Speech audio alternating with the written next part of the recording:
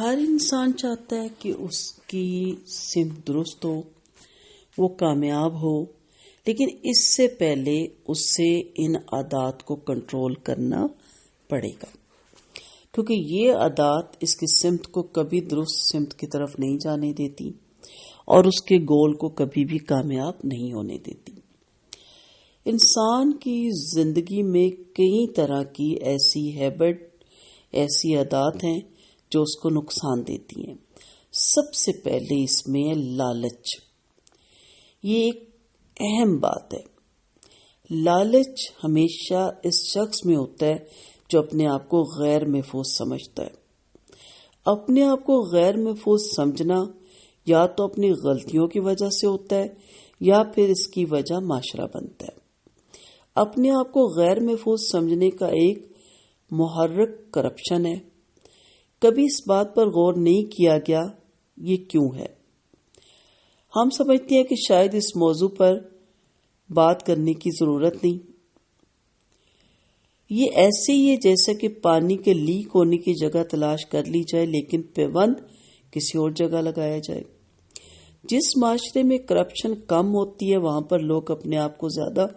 محفوظ سمجھتے ہیں۔ انہیں پتہ ہوتا ہے کہ کچھ ہو بھی جائے تو ہمارا مستقبل حکومت کے کندھوں پہ ہے، اس کی ذمہ داری ہے اور ہم محفوظ ہیں۔ غیر محفوظ کو محفوظ بنانے کے دو طریقے ہیں۔ ایک یہ کہ محنت کر کے ساری چیزیں جیسے گھر، گاڑی، آسانیاں لائی جائیں، کیونکہ جب آسانیاں آ جاتی ہیں تو آدمی اپنے آپ کو محفوظ سمجھنا شروع کر دیتا ہے۔ دوسرا طریقہ یہ ہے کہ اپنے اندر توکل پیدا کیا جائے اور ہر حال میں اللہ تعالیٰ کا شکر ادا کیا جائے، کیونکہ جب توکل اور شکر ہوتا ہے تب بھی آدمی اپنے آپ کو محفوظ سمجھتا ہے۔ پہلا طریقہ تقریباً ناممکن ہے، ہر ایک کے لیے ممکن نہیں ہے، لیکن دوسرا طریقہ نہ صرف آسان ہے بلکہ عملی ہے بلکہ ممکن بھی ہے۔ اب اس عادت کو سامنے رکھیں تو ہم اپنی جب ٹریننگ کر رہے ہیں، کیونکہ ہم ہاؤس وائف ہیں یا جاب پہ جاتی ہیں لیکن خواتین ہیں، ہم اپنے آپ کو ہمیشہ غیر محفوظ سمجھتی ہیں دو طرح سے۔ ایک سسرالی رشتے، نندیں، جٹھانیاں، دیورانیاں، ساس صاحبہ، اس پہ ہم الجھے رہتی ہیں اور ہم اپنے شوہر کو ان سے علیحدہ رکھنے، دور کرنے، چھیننے میں، سٹرگل میں اپنی زندگی خراب کر دیتے ہیں، اور اس کی وجہ سے ہمیں ضد بھی اور نفرت بھی اور بغض بھی اور کینہ بھی، بہت سی چیزیں ہمارے اندر پیدا ہوتی ہیں، اور اس میں سب سے بڑا عنصر لالچ کا ہوتا ہے کہ میرا میاں جو کماتا ہے وہ صرف مجھے ملے۔ یاد رکھیے گا، پلے سے باندھ لیجیے گا کہ جن کا اپنے رب پہ توکل ہے نا، وہ جانتے ہیں کہ میرا نصیب کوئی لے نہیں سکتا اور کسی کا نصیب میں نہیں لے سکتی۔ جن کا رب پہ توکل ہے نا، جو اللہ تعالیٰ کا شکر ادا کرتے ہیں، وہ اچھی طرح اس چیز کو جانتے ہیں کہ جو ہمارا ہے، ہمارا شوہر، وہ ہمارا ہی رہے گا، اور جو ہمارا نہیں رہا تو وہ ہمارا تھا ہی نہیں۔ بڑی بڑی لو سٹوریوں کا جو آغاز ہے بڑے خوبصورت طریقے سے ہوتا ہے،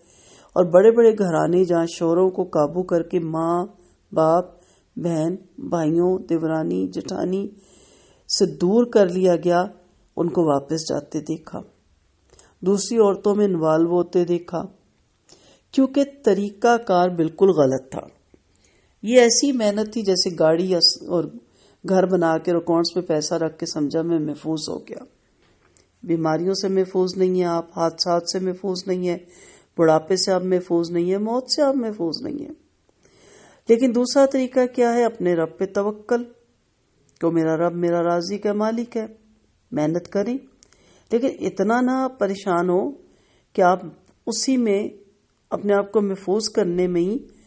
بھول ہی جائیں کہ کسی اور سمت میں جانا تھا، یا میری زندگی کا جو گول تھا وہ تو کہیں پیچھے رہ گیا، اور میں چینا چپٹی میں، لالچ میں، زیادہ جمع کرنے کے چکر میں، بڑھاپے میں کام آئے گا، ان چکروں میں لگ کے بھول ہی گیا کہ میرے ارد گرد اور بھی بہت سے لوگ تھے جیسے کہ میں نے نفس مطمئنہ کا نا، کسی کے کام بھی میں آ سکتا تھا، آ سکتی تھی، کسی کی مدد بھی کر سکتی تھی، لیکن نہیں کی، کیونکہ میں خود ہی غیر محفوظ سمجھ رہی ہوں اپنے آپ کو۔ تو جب تک آپ اس سے باہر نہیں نہ نکلیں گے، سوال کر رہی ہیں نا بہنیں، کیسے اپنے آپ کو تلاش کریں، کیسے سمت کو ڈھونڈیں؟ تو لایانی باتوں سے بچیں گے تو سمت پتہ چلے گی نا۔ آپ صلی اللہ علیہ وسلم کا فرمان ہے، اسلام کا حسن اس کی لایانی باتوں کو چھوڑ دینے میں ہے۔ آپ کن کاموں میں لگی ہوئی ہیں؟ چلیں آپ کو یہ بھی بتاتی جاتی ہوں کہ یہ جو فکریں ہیں ساس کی، نندوں کی، انہیں کیسے ان سے بچا جائے۔ ہمیں لگتا ہے اگر ہم نے ڈھیل دی تھی تو وہ قابو کر لیں گی۔ محبت سے، کسی نے شیخ سعدی کا کول تھا، مجھے زیادہ یاد نہیں رہتا، بہت بکس پڑھتی ہوں، تو اس نے کہا کہ اگر محبت سے بھی کام نہ چلے تو انہوں نے سوچ کے کہا محبت کی ڈوز بڑھا دو،